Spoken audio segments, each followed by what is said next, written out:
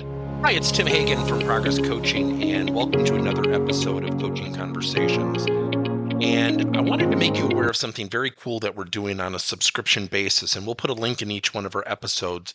But every Wednesday, we're going to be doing what we call an audio podcast workshop. That workshop will be roughly about 14 to maybe 20 minutes per episode, with each month having a theme from a coaching model, using feedback strategically, to coaching self-awareness, and so on. So if you could, look in the body or in the content description of each episode, and you will see a link where you can join this subscription. These are literally 4 workshops every month, teaching specific strategies to address a particular area of workplace coaching, as it relates, again, to things like awareness, motivation, teamwork, and what have you.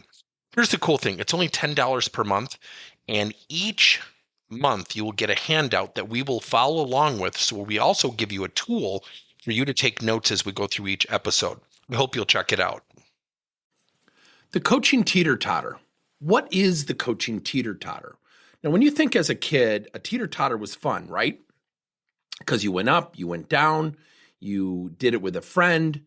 And when you think about coaching, it's really between 2 people.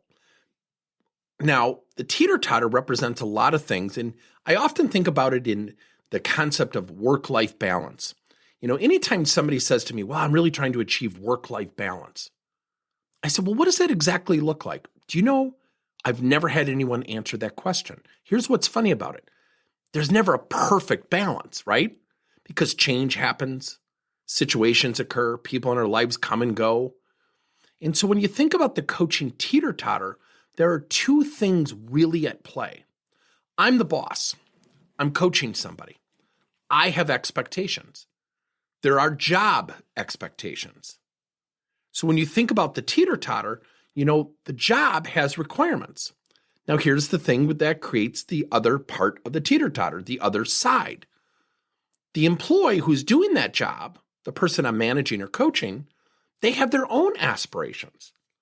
So I think one of the best examples of a teeter-totter, and I've told this story so many times, is a friend of mine who's a graphic designer. It does work for an agency, and she does graphic design for her clients. Now, if you were to meet her, she's an introvert. She's fun, but it takes a lot for her to socialize. So the thought of sitting in team meetings or collaborating with others is just not her thing.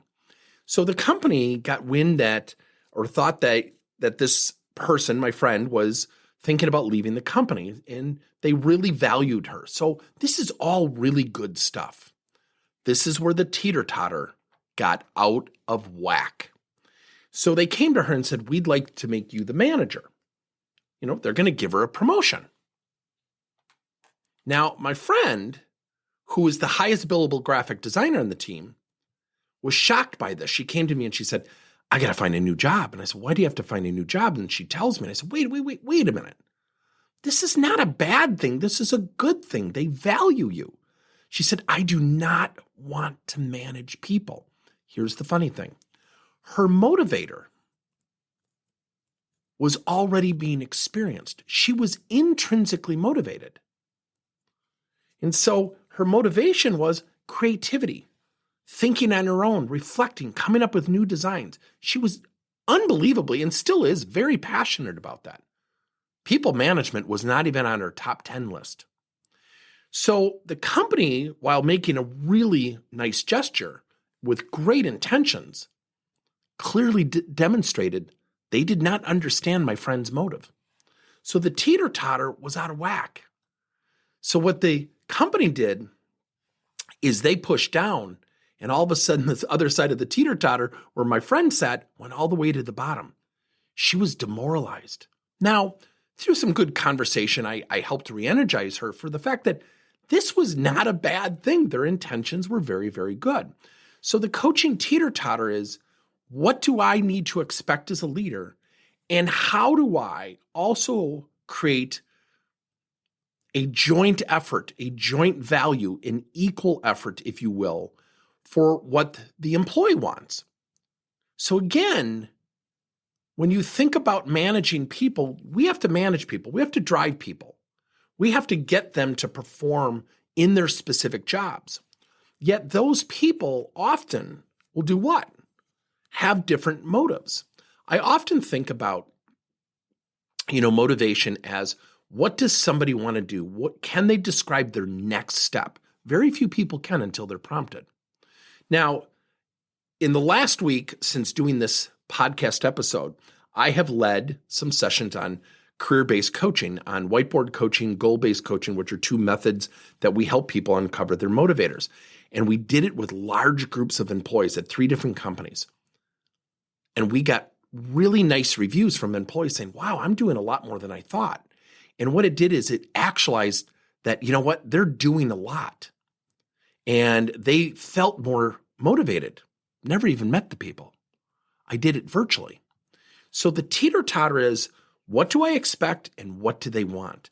It will never, ever come to a line like the equator. It will never come to a horizontal line on the teeter totter and stop where it is perfectly balanced.